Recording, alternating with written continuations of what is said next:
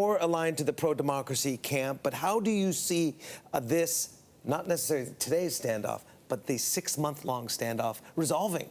Well, we certainly think it should be resolved.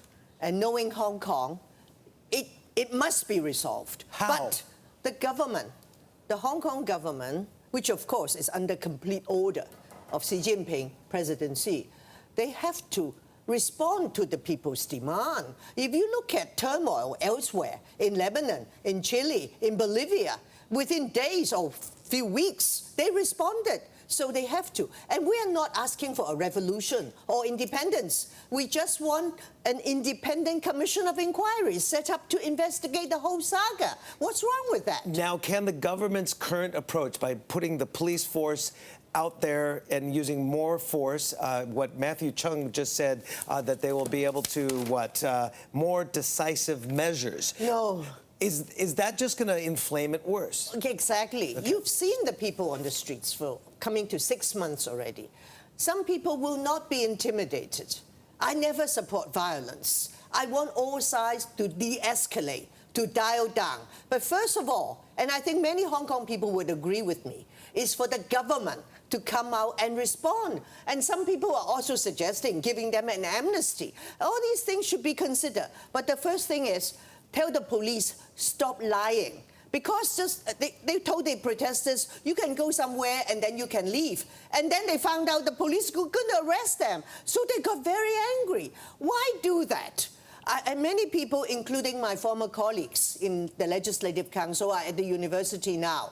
They are all trying to negotiate, to de-escalate. But are the protesters losing the moral high ground by using these levels of violence, by using bows and arrows, by using catapults, by using petrol bombs, by attacking the police officers, who are supposed to be, let's be fair, police are there to maintain social order? Well, I think some Hong Kong people have really lost patience with the radical protesters. That's true. But there are others who are very sympathetic, who will take to the streets in black to continue to support them. So it is a city which is split asunder. And Hong Kong, you're Bloomberg, you know business. Business is in a terrible state. The hotels are empty, the shops are empty, the restaurants are empty. We are in a recession, my dear. You and I have been around for a long time here in Hong Kong. I've been here about 30 years. I've seen Hong Kong go through trials and tribulations, SARS and the handover and the subsequent Asian financial crisis, the property crashes, the umbrella movement. Is this the worst you've ever seen it? It is. It is really bad. And people have been reminding me that in this protest, there are many dimensions. From the mainland, maybe mainland people ordered by Beijing to infiltrate.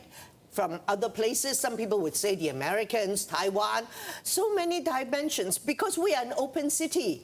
But we must send out the message. The government has to respond to the demands, and we de-escalate. And they say, okay, we burn, you burn with us. But I tell you, millions of people don't want to get burned. Yeah, Carrie Lam has been fairly quiet. Is she only answering to Xi Jinping? And what is Xi Jinping's dilemma right now? He's under attack from the United States on the trade front. He has issues, obviously, in Xinjiang. He has issues here. He has issues internally as well. That's right. Some people said we are in a very difficult position because we are caught in the middle of the power struggle within the Communist Party.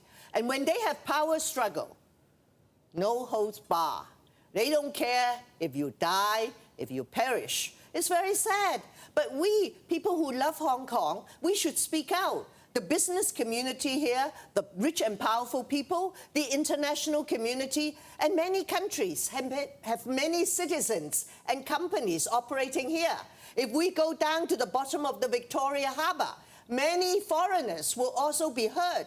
So this is the time for the international community to again speak out. They have spoken out in the past. But I'm very grateful to them. They should speak out. They don't support violence, neither do I. Is the action on Capitol Hill the Hong Kong Human Rights and Democracy Act, which threatens, of course, to have an annual review of the special trading privileges to Hong Kong and hold officials here accountable with sanctions if that level of autonomy that is promised under the Basic Law is breached, that they will get sanctioned? Is that provocative? Is that going to help the matter?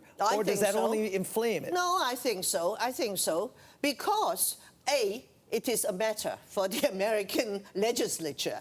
It's their Congress. And if they say if you do not have one country, two systems, a high degree of autonomy, you don't get the special treatment. It's for them. So, okay, it may be a sword hanging over our head.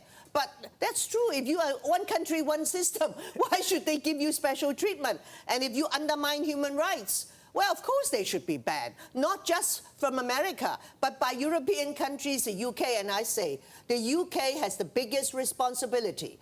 They should give the British citizens here, holders of BNO passports, they should give us right of a vote. They had that chance 30, 40 years ago. No, Stephen. The chance is coming up again. Okay. And many parliamentarians are sympathetic. I hope they will listen to us and they will consider, so the people know that if things really go wrong, they've got a place to go to. Saturday, when you heard that the PLA had come out of their barracks in Kowloon Tong, a good measure? I mean, they're trying to help out. They're trying to clean up. I'm taking the devil's advocate here, but is that just another step, though, towards military intervention? Of course, it's another step, and I'm glad to see that many people here and in the international community have responded.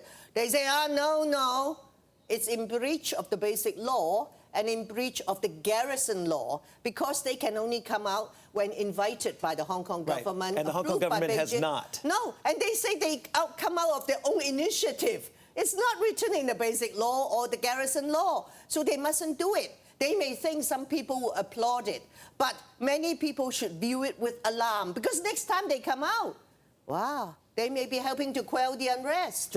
Okay, so you think an independent commission of inquiry against the police... Not against the police. It's against the whole thing. Okay, so... Even against Carrie Lam. That would calm things down? Or should be a good start. But Carrie Lam says absolutely not. No, she did not say that. She said it's wishful thinking. No, she did not say that. She said give the Independent Police Complaints Council a chance. And independent advisors have already said exactly. It's not good enough. So she's wasting time. And she said, oh, wait till next January. Should she resign? Should she resign? Can she resign? Okay. Not she, the whole cabinet, the executive councillors. They are doing nothing, and we've been burning for 6 months.